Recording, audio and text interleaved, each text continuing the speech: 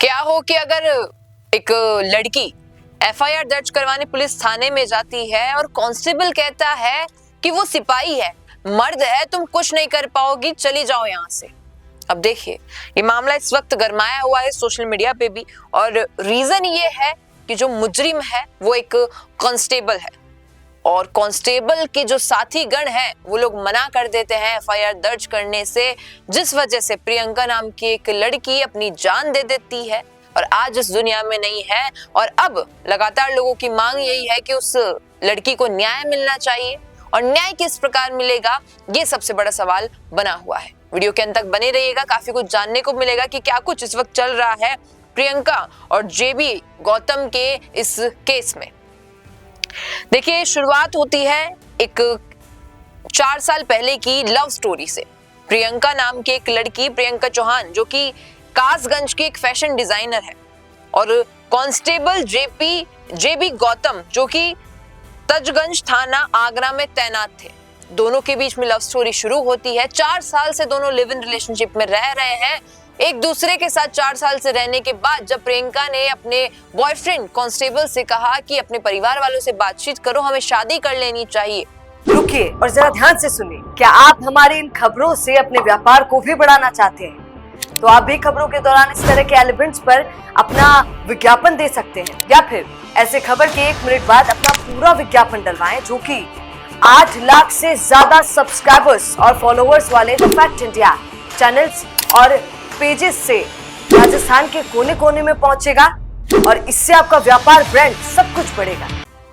तो उसका कहना था कि परिवार वाले मान नहीं रहे हैं। अब प्रियंका का कहना है कि जब तुम 4 साल से मेरे साथ रह रहे हो तब ये बातें क्यों नहीं सोची तुमने। अब मैं जाऊंगी, एफआईआर दर्ज करवाऊंगी, एक्शन लूंगी लीगल तुम पर। वो जाती है पुलिस थाने और एफआईआर दर्ज करवाने के लिए जब पूरा मामला बताती है तो जो व्यक्ति एफआईआर लिखने के लिए बैठा है उसका कहना है कि वो सिपाही है, वो मर्द है, तुम कुछ नहीं कर पाओगी, चली जाओ यहाँ से।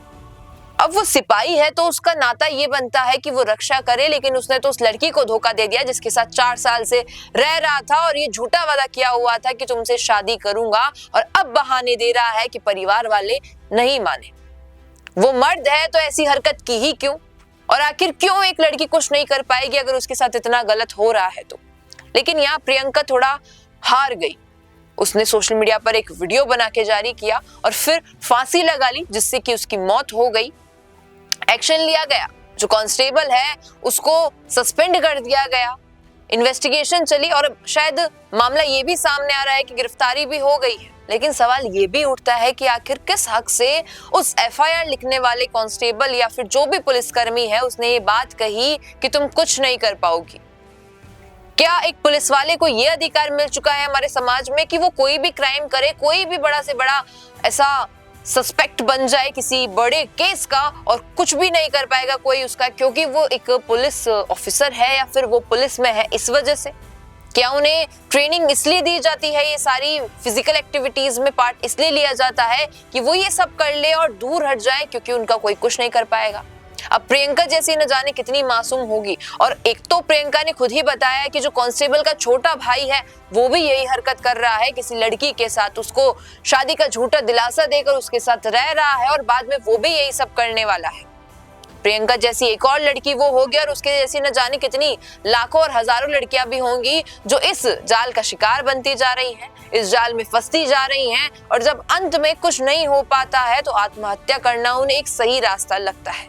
अब बेटी चली गई एक परिवार की, प्रियंका के परिवार वाले इस वक्त दुख में होंगे कि उनकी बेटी चली गई, 4 साल से जिसके साथ रह रही थी, इस उम्मीद में कि एक दिन इनकी शादी होगी। लेकिन आज उस व्यक्ति ने इतना बड़ा धोखा दिया, और फिर व्यक्ति के बाद पुलिस वालों ने भी धोखा दिया, समाज वालों तक वो पहुंच नहीं पाई, और जब समाज वालों के पास जब मौका है तो शायद कहीं ना कहीं मांग की जाएगी कि इसमें एक्शन लिया जाए, डिमांड की जाएगी कि और बड़े स्तर पे जो बाकी अधिकारी उस वक्त उस थाने में थे उनको भी सस्पेंड कर दिया जाए, क्योंकि पुलिस वालों का दायित्व बनता है आम जनता की मदद करना, सहायता करना, ना कि उन्हें ये कहकर भगा देना वहां से कि तुम कुछ नहीं कर पाओगे।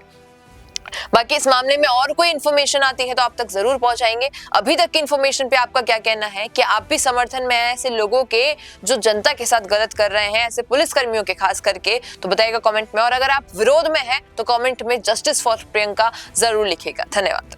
बिजनेस अच्छा हो सकता है, लेकिन अगर नाम नहीं दिखा तो पहचान कैसे बनेगी?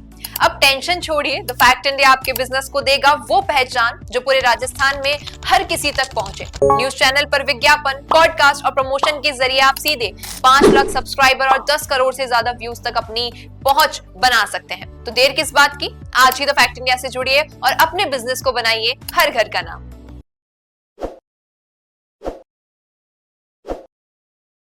ताज़ा खबरों के लिए विजिट करें द फैक्ट इंडिया की वेबसाइट और डाउनलोड करें द फैक्ट इंडिया ऐप।